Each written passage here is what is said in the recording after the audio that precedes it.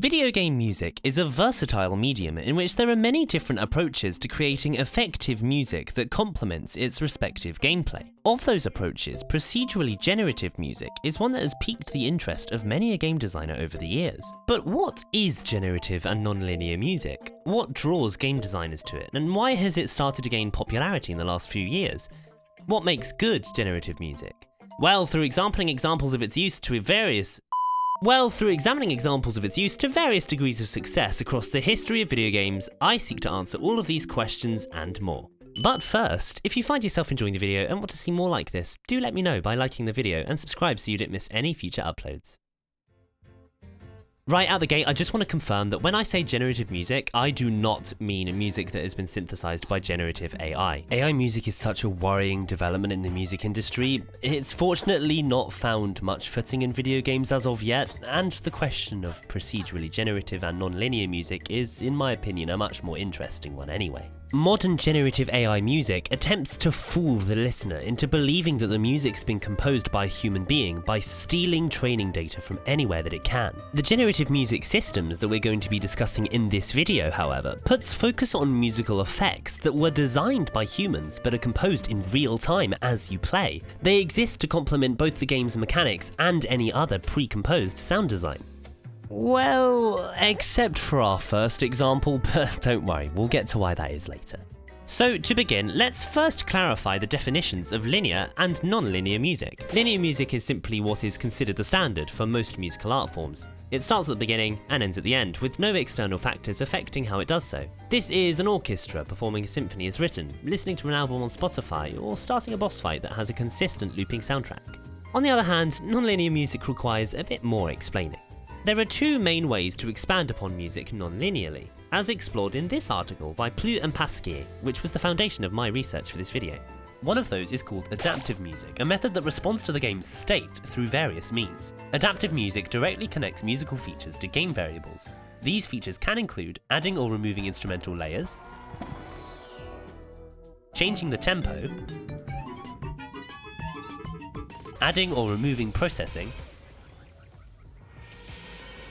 and so on. Generative music, on the other hand, addresses the creation of musical content itself. While most video game music is written entirely by the composer, with its implementation being what is most unique to the player experience, procedurally generative music is created via systemic automation and algorithmic manipulation to ensure that each player gets a unique soundtrack tailored specifically to their gameplay. However, these systems are largely autonomous, and player intervention or state changes aren't necessarily all that is needed to generate unique music, unlike adaptive music. To put it more simply, the game itself creates music when you do stuff. While video games are arguably the art form where non-linear music is most often utilised, besides live jazz, I guess, I suppose you could interpret improv sections as adaptive? I don't know, let me know what you think in the comments. Linear music is still what most games dominantly use. Linear music is simple and effective to implement, with few downsides, so many games simply just don't have a reason to deviate from this approach. However, there are several cases in which a non-linear approach to a game's sound design elevates, or even defines, the whole experience. Quickly delving into the origins of generative music, the earliest prominent example of it in video games is Ballblazer, released in 1984 for the Atari family of systems. While it has no music during gameplay, the intro music for the game was built around a generative technique that the creator called riffology, which basically describes any system that uses a limited but random selection of notes to generate music. The game uses a series of pre-composed melodic sections, called riffs by the designer Peter Langston, as a bass, as well as accompaniment sections containing a bass line, drums, and chords. The generative system then uses the set of melodic riffs and generates a random set of new possible riffs, containing random notes within the scale. Once one riff ends, the one that begins on the note closest to the previous one's ending note follows. The system also randomly emits notes and self-determines the tempo and volume of the section. This is a fantastically complex system, and even today there are scarce few games that utilise generative music to such a degree. This approach may have been chosen as a means of simply proving that it could be done in an era where video game music was just finding its footing. Such a system stands out among its peers, as it provides the game with endlessly changing music far beyond the simple loops most other games of the time were using.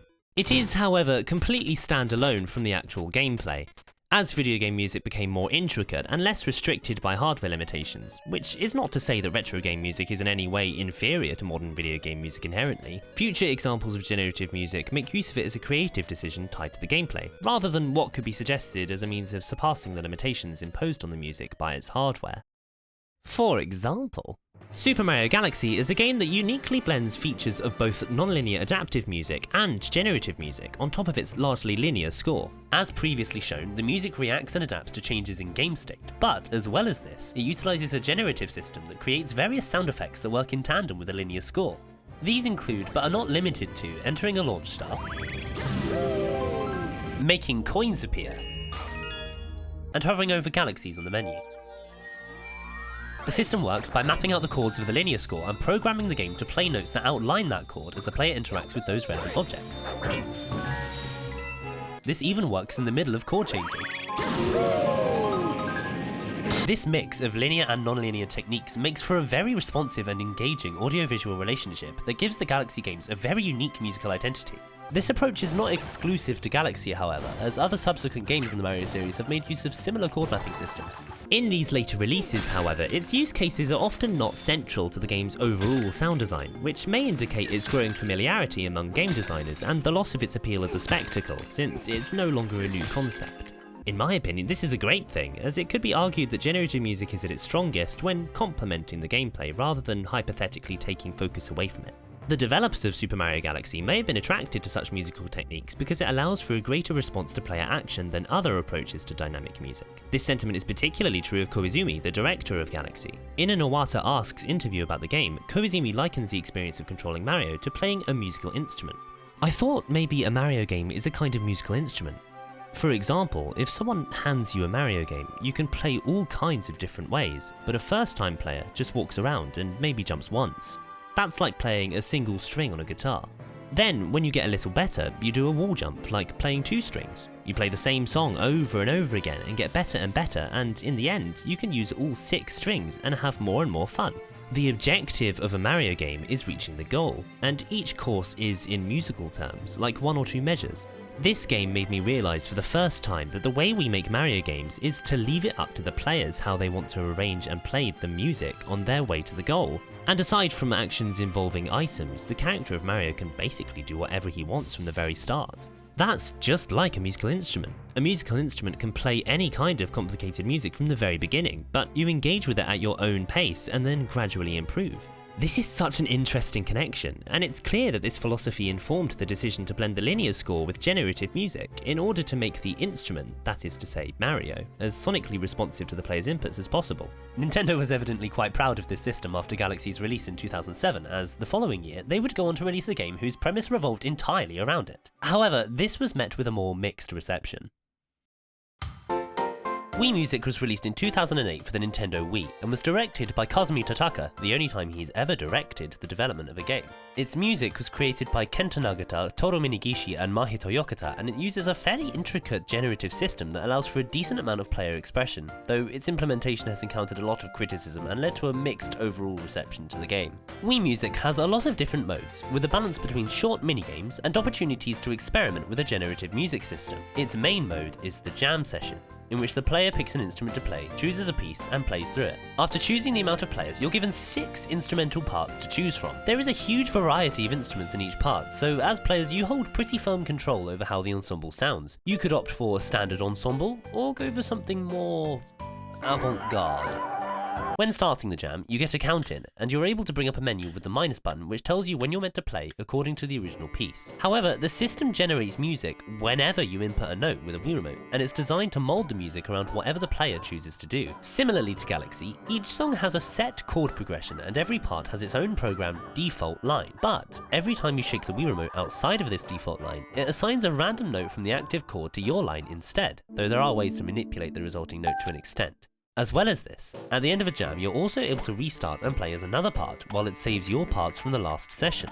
This allows you to complete a full 6-part ensemble with whatever instruments you like. This system grants the player a lot of freedom over the music, but equally this can result in sessions that lack a sense of musical direction or a tangible goal, especially since there's no reward system for accuracy or expression. You grade your own performances. In another mode, improvisation, one player gets to pick from any of your currently unlocked instruments and plays on top of some computer players. When you come in, they will follow, with more gradually introduced over time. And when you stop, they stop. Eventually. This mode mainly acts as a way to try out instruments and learn how they're played before playing in a jam, but it encounters a few issues that leave it feeling a little pointless. Firstly, the improv sessions aren't completely open. They use a chord progression from a randomly picked song from the selection. Furthermore, you're unable to pick the instruments for the accompaniment, only your own instrument. This limits the amount of creativity the mode allows for. As was just shown, your accompanists also don't stop when you do in a satisfying way, which limits the scope for a natural progression of your improvisation. This culminates in an awkward and fairly boring mode that, again, lacks any replayability and real purpose. Therefore, while Wii Music's generative music system is intricate, the way it has been implemented leaves a lot to be desired. The game designers were obviously attracted to using this generative music system to realise the game's vision, but the game itself lacks a vision and has no real purpose or sense of coherent identity. It seems to have been designed as a gateway into music for young children, but the gameplay is so free and the controls are simple enough that it doesn't offer any real guidance for those interested in taking music further. It's not aimed at musicians either, since the song selection is very limited and there's no option to utilise the generative system to create your own original music. The music you do produce is often quite lackluster too, thanks to the inconsistency of the Wii's motion controls leading to accidental inputs and missed rhythms, and the mediocre sound of the MIDI instruments that could never come close to the real deal. A game designer learning from this game's mistakes may consider giving the player some external motivators, like in-game rewards, a form of high score, or objectives to complete, since it's not enough for the game to have this generative music if there's no reason to engage with it. In stark contrast to Wii Music, there are games that make heavy use of generative music that do so successfully, and that is by weaving it into gameplay that's able to stand alone without it.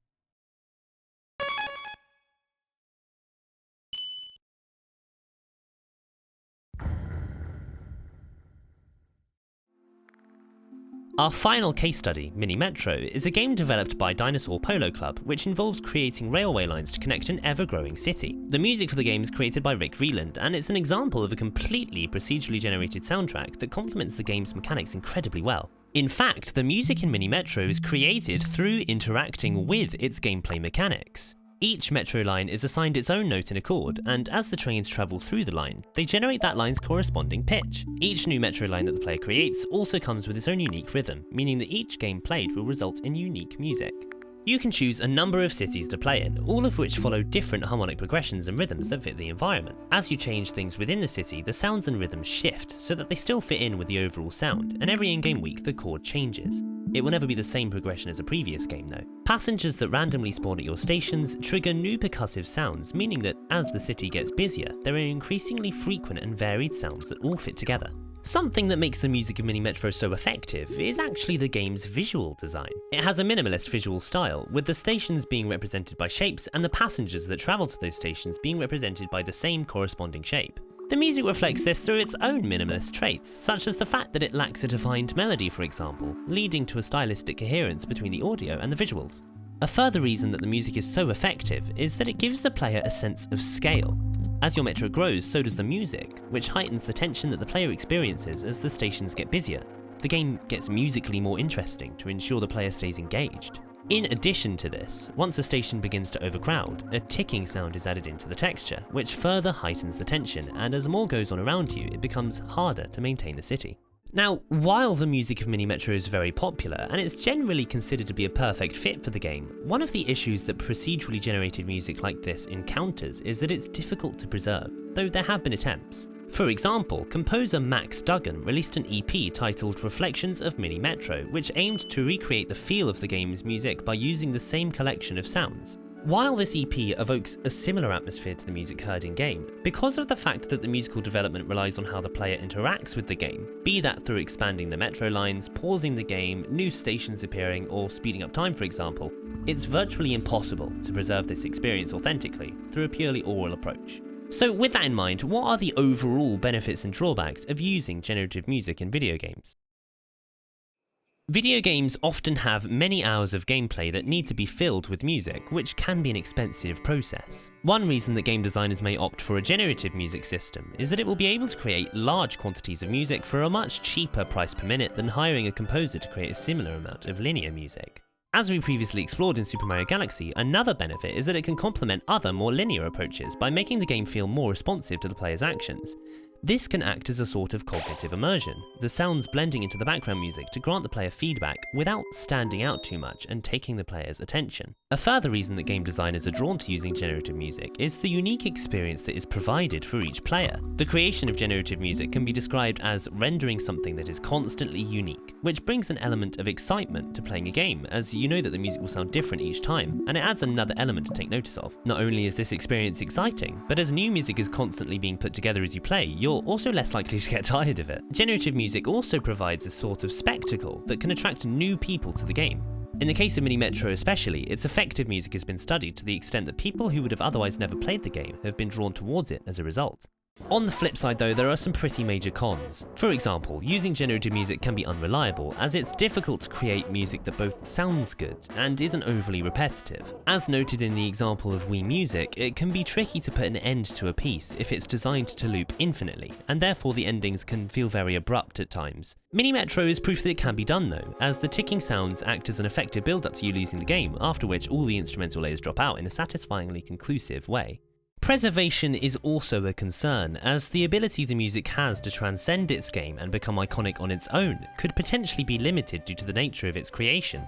To note a personal example, I would have never considered playing Octopath Traveler were it not for its unbelievable music. The scores of both Octopath Traveler games is nothing short of stellar, and has the ability to be as effective outside of gameplay as it is within the game. Mini Metro's music, on the other hand, while impressive and very cool to witness unfolding in real time, loses some of its effectiveness as an inherent byproduct of how it is made, meaning that without the context of the game, it's hard to fully establish what makes it so effective. Another reason that game designers may be discouraged to use generative music is that it takes both very high levels of effort and time to create. It's very difficult to get this type of music right, as well as the fact that it requires a lot of computing power to formulate the music.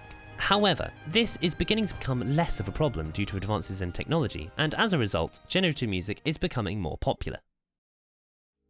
In conclusion, generative music appeals to game designers for its ability to immerse, its cost effectiveness, and its ability to draw attention to the games it's used in. It could be used sparingly to complement a linear score, or it could be the game's primary form of sound design. While there have been technological hurdles and its potential difficulty to implement has kept it from becoming more prevalent in the industry, more and more games are experimenting with generative music, and it's likely to become a lot more prominent in the future.